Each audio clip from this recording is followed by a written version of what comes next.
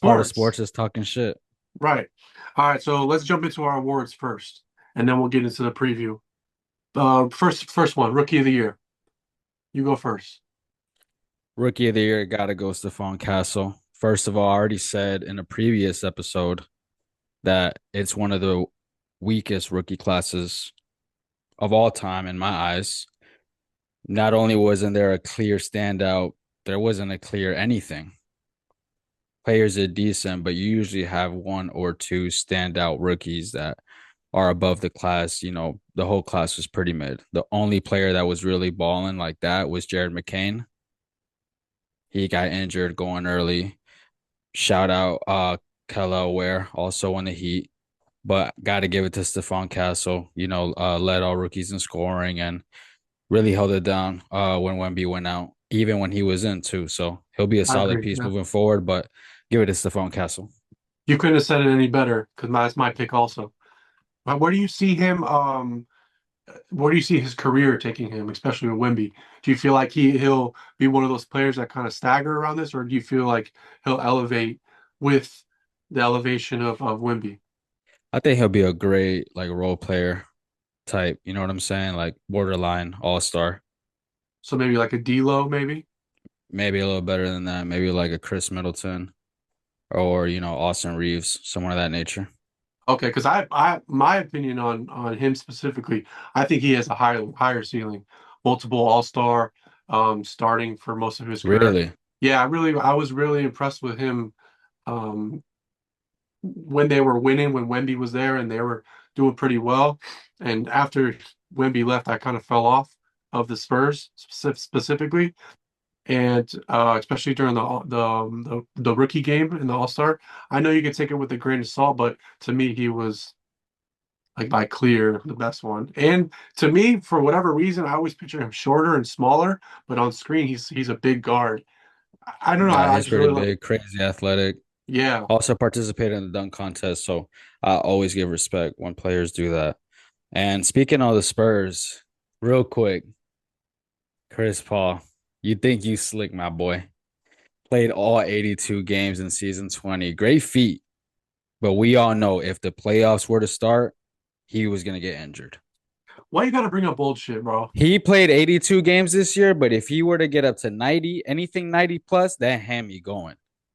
Hey, I know Rockets fans and Clippers fans were sick to their stomach when they seen Chris Paul play all 82 in season 20. Coach of the year. What you got? It was a lot of great candidates, I'm not going to lie. But to me, I got to go JB Bickerstaff, coach of the Detroit Pistons. Their turnaround was insane.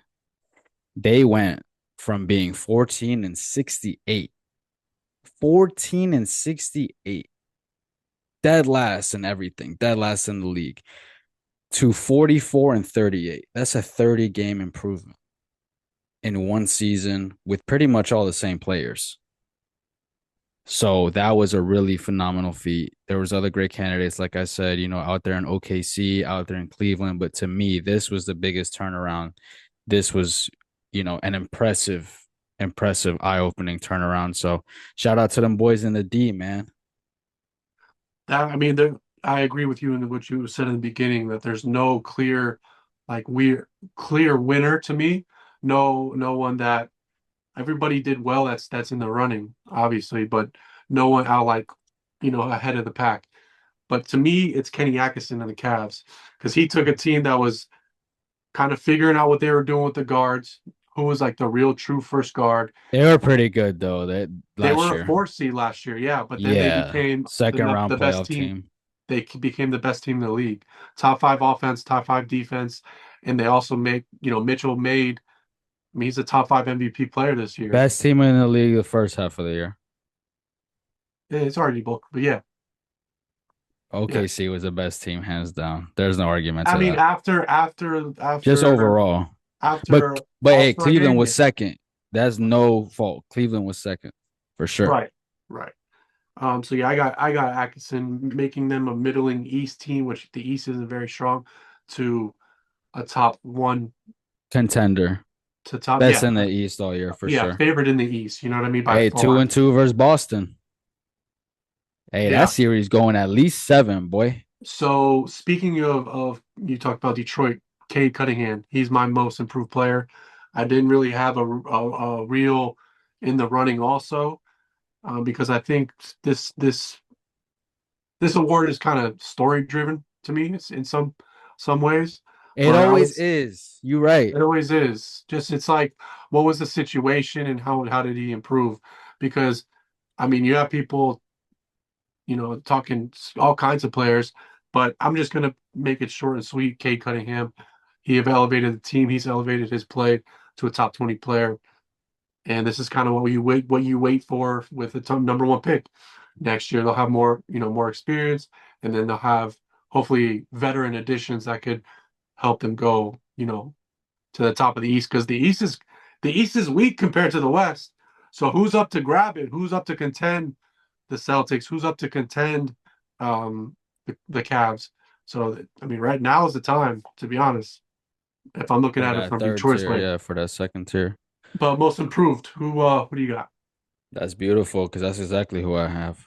And I've Oh been a wow, Cade Cunningham fan, since he was coming out of college. But yeah, I got him on a most improved. And that's back to back with me saying, it's the coach of the year, but you got to give Cade Cunningham a huge, huge amount of credit for the season that Detroit's had, the 30 game improvement. And he's a type player to make players around him better. That's who Cade Cunningham is. Crafty and just good all around game. I'll give you the raw stats. Last year, he averaged 22, 4.3 rebounds, 7.5 assists. Really good year. Really underrated year. This year, he's at 26, 6 and 9 assists. So the 9 assists really stands out and lets me know that he's the playmaker of the team. He's running point in the team. He's leading the team. And yeah, I got the same guy. Other contender for me, Austin Reeves.